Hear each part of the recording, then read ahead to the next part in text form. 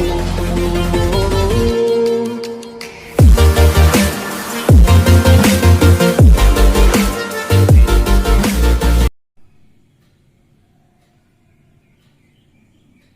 morning, students. I hope you all are good, fit and fine at your home and you are doing your studies continuously.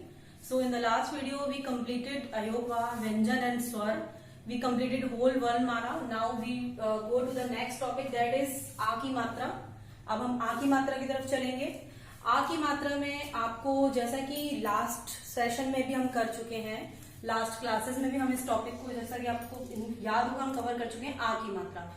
जो मात्राएं हमारी हिंदी वर्णमाला में होती हैं वो स्वरों की ध्वनि होती है. जो स्वर आपको मैंने बताए थे उनकी जो ध्वनि होती है वही मात्राएं होती हैं. जैसे कि अ जो होता है उसकी कोई मात्रा नहीं होती, लेकिन शब्दों की ध्वनि को पूरा करने के लिए हम आ जो होता है उसके थ्रू हम उसकी साउंड को कंप्लीट करते हैं. जैसे कि आ, जैसे ये देखें आ की मात्रा कैसी होती है, इसका एक बार हम शेप देख लेते हैं.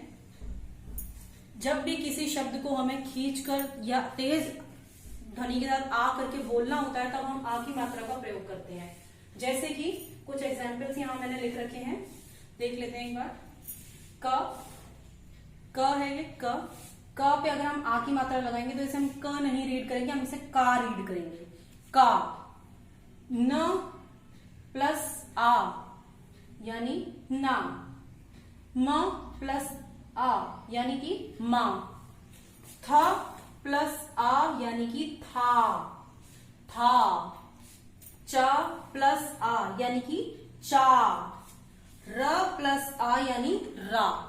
तो ये साउंड जो थी, जिसे कि हमें एक्सटेंड करना था, हमें इसको थोड़ा सा आगे बढ़ा के खींच के बोलना था, थोड़ा तेज उसके साथ बोलना था, तो हमने इसे आ की मात्रा का प्रयोग करके इन शब्दों को कंप्लीट करा. इसी तरह हम कुछ एग्जाम्पल्स देखें. ये हमने देख लिया कि आ की मात्रा कैसी होती है. एक standing line, proper standing line के थ्रू हम आ की मात्रा को बनाते हैं. ये आपकी आ की मात्रा है और हमेशा ये व्यंजन के बाद लगती है. यानी कि आप देख रहे हैं कि ये सारे व्यंजन बने हुए हैं, इनके बाद ये मात्रा लगी हुई है. कभी भी आप ये नहीं देखेंगे कि आ की मात्रा पहले लगी हो या ऊपर लगी हो या नीचे. ये हमेशा स्टैंडिंग लाइन जो होती है आपकी वो शब्दों के बाद लगती है, जैसा कि आप इन सारे एग्जाम्पल्स में देख रहे हैं और इन सारे एग्जाम्पल्स में भी अभी आप देखेंगे. तो साउंड एक बार आप देख लें. आ इसकी साउंड होती है जैसे ना, मा, चा, ठा, था, ता, रा. इसी तरीके से सारे व्यंजनों पर जब भी आप ये स्टैंडिंग लाइन प्लेस करते हैं तो उसकी जो आवाज होती है, ध्वनि होती है, वो तीव्र हो जाती है. जैसे कि अगर हमने ना पे आ की मात्रा लगाई तो वो न नहीं रहेगा, उसके बाद वो ना हो जाएगा ना. म पे अगर हम आ की मात्रा लगाएंगे तो वो म नहीं रहेगा, वो मां हो जाएगा. ठीक है. तो इसी तरीके से हम कुछ एग्जाम्पल देखते हैं. जैसे कि र, फिर हमने इसमें आ की मात्रा लगाई तो ये क्या हो गया, रा. और फिर हमने ता लग दिया यहां, तो ये क्या हो गया, रात. क्या हुआ, रात. नेक्स्ट देखिए क, फिर हमने इस पे आ की मात्रा लगाई, क पे आ की मात्रा लगाई, फिर हमने लिखा ना इसके साथ, तो ये हो गया कान. क्या हुआ, ये का न. का लिखा हुआ था, उस पे आ की मात्रा लगाई गई थी तो का हो गया. फिर ना लिखा तो ना हमने जैसा लिखा था वैसा ही हमने वापस से प्लेस कर दिया, तो ये आपका जो वर्ड बना है वो बना है कान. ठीक है. नेक्स्ट पे बढ़ते हैं. अगर आपको ये समझ में आ गया हो तो पहला हमने शब्द लिखा था रात, दूसरा लिखा है हमने कान. अब ता पर कोई आ की मात्रा नहीं थी तो उसे त ही पढ़ेंगे, क्योंकि ता पे कोई मात्रा ही नहीं है. ना पर कोई मात्रा नहीं तो उसको न ही पढ़ेंगे. रा पे मात्रा थी तो हमने उसे रा पढ़ा और रा ही लिखा. क पे भी आ की मात्रा थी तो हमने क उसे का पढ़ा और का ही हमने उसको लिखा. अब नेक्स्ट पे बढ़ते हैं. अ लिख दीजिए, अ. फिर है ये ख, फिर है ब, लेकिन हम इसे बा नहीं रीड कर सकते, हमें इसे बा रीड करना होगा क्योंकि बा के बाद है आ की मात्रा. बा, र, अखबार, अखबार, अखबार. सबके घर पर आता होगा न्यूज़पेपर, उसे ही हम हिंदी में अखबार कहते हैं.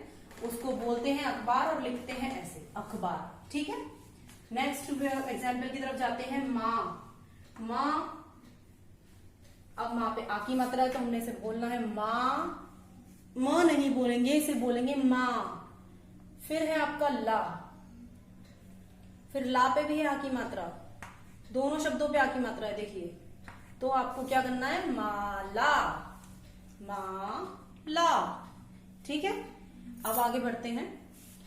दोनों पे आ की मात्रा दे, हमने दोनों पे आ की मात्रा लगा दी, और दोनों का साउंड भी हमें प्रॉपर आपको प्रोनाउंस करना है माला, माला, माला। क्यों माला? क्योंकि माँ पे भी आ की मात्रा है, ये रही, और ला पर भी आ की मात्रा है। ठीक है, अब बढ़ते हैं नेक्स्ट एग्जाम्पल की तरफ। ये है त, लिख दीजिए त पे आ की मात्रा, ता, क्या हो गया ये ता,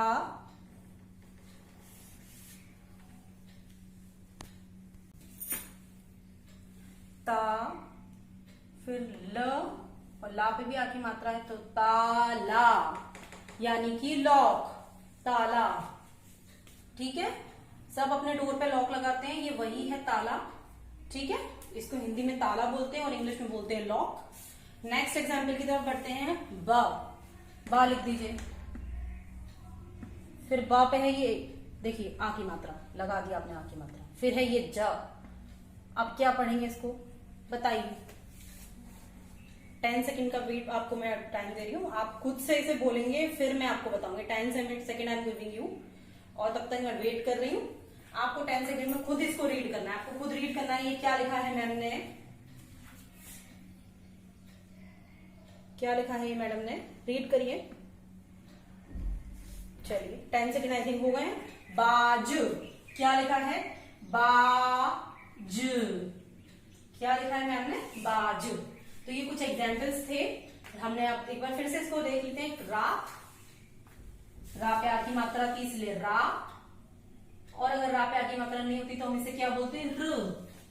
ठीक है, अब देखते हैं का न, का पे आ की मात्रा थी इसलिए का, नहीं तो क्या होता है ये क।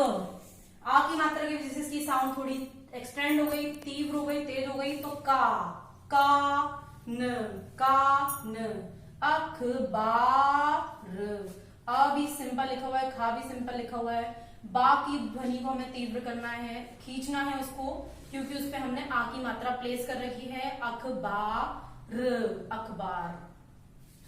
नेक्स्ट है माला, माँ पे भी आ की मात्रा है, ला पे भी आ की मात्रा है, इसीलिए माला। अच्छा आप क्या सोचिए अगर मैं इसमें से ये मात्रा रिमूव कर दूं तो ये क्या हो जाएगा माल, क्या हो जाएगा माल। ठीक है, इसी तरह अगर दोनों मात्राओं को रिमूव कर दिया तो ये क्या हो जाएगा मल। ठीक है, तो आप जो भी आपकी साउंड है वो डिपेंड करेगी मात्राओं पे, क्योंकि जो व्यंजन है हिंदी वर्णमाला में वो अपने आप में पूर्ण नहीं होते हैं, उनको पूर्ण करने के लिए स्वरों की ध्वनि का यूज किया जाता है। तो जब स्वर की ध्वनि व्यंजन की ध्वनि के साथ मिल जाती है तब हम पूरा शब्द अच्छे से उसे बोल पाते हैं। जैसे कि यहाँ हम बोल रहे हैं बाज, अगर हमें बाज बोलना होता और अगर हमारे पास आ की मात्रा नहीं होती तो हम इसमें यहाँ प्लेस नहीं कर पाते, और ना ही हम बाज को बोल पाते और ना ही हम उसे ठीक से लिख पाते। तो जो स्वरों की ध्वनि होती है वो जब व्यंजनों की ध्वनि के साथ मिलती है तब हम एक प्रॉपर वर्ड को प्रोनाउंस कर सकते हैं, रीड कर सकते हैं, राइट कर सकते हैं। ठीक है, जैसा कि आपने यहाँ पे देखा। आपको इसके साथ आपका असाइनमेंट मिल जाएगा जिसमें आपको डिक्टेशन करनी है, आ की मात्रा के शब्द लिखने हैं, 20 वर्ड्स आपको लिखने हैं, और आपको उसकी पिक्चर क्लिक करके मुझे पर्सनली इनबॉक्स में सेंड करनी है। सेकंड आपको वर्क जो करना है, मैं आपको कुछ पिक्चर्स भेजूंगी, उन पिक्चर्स को आपको रिकॉग्नाइज करना है। आ की मात्रा के शब्द होंगे वो, और उन पिक्चर्स को रिकॉग्नाइज करके, फॉर एग्जाम्पल जैसे मैंने आपको दिया ये, तो ये क्या है बताइए, ये है कान, क्या है कान। ठीक है, तो कान अगर बना हुआ होगा तो आपको उसके सामने लिखना है कान, रिकॉग्नाइज तुरंत आपको करना है कि ये क्या है, ये कान है, तो आपको कान लिखना है उसके आगे। माला बनी हुई है तो माला लिखना है। घर बना हुआ है तो आपको घर नहीं लिखना है, क्योंकि आ की मात्रा के शब्द ही आपको लिखने हैं, तो वहां आपको लिखना है मकान। हर शब्द, हर पिक्चर के कई वर्ड्स होते हैं, आपको वो वर्ड सर्च करके निकालना है जो आ की मात्रा से बनता हो। ठीक है, जैसे कि अगर आपका हट बनी हुई है इस तरीके से, हट एग्जांपल देती हूँ मैं आपको, ये देखिए ना, ये हट बनी है, तो आपको ना तो इसे झोपड़ी लिखना है, ना तो आपको इसे घर लिखना है, आपको इसे लिखना है मकान। क्यों लिखना है मकान? क्योंकि अभी हम जो कर रहे हैं वो आ की मात्रा कर रहे हैं, और आपको जो शब्द लिखने हैं वो आ की ही मात्रा के लिखने हैं, ना कि किसी और मात्रा के, और ना ही बिना मात्रा वाले शब्द लिखने हैं। तो सर्च करके जो आप वर्ड्स निकालेंगे, हो सकता है कोई थोड़ा बहुत मिसमैच हो, लेकिन शब्द आपको आ की मात्रा के सारे उसमें मिल जाएंगे। ठीक है, थैंक यू वेरी मच। और कोई भी इन्फॉर्मेशन, कोई भी आपको कंफ्यूजन हो तो आप मुझसे पर्सनली पूछ सकते हैं, जैसा कि मैं हर वीडियो के एंड में आपको बताती हूँ। Thank you.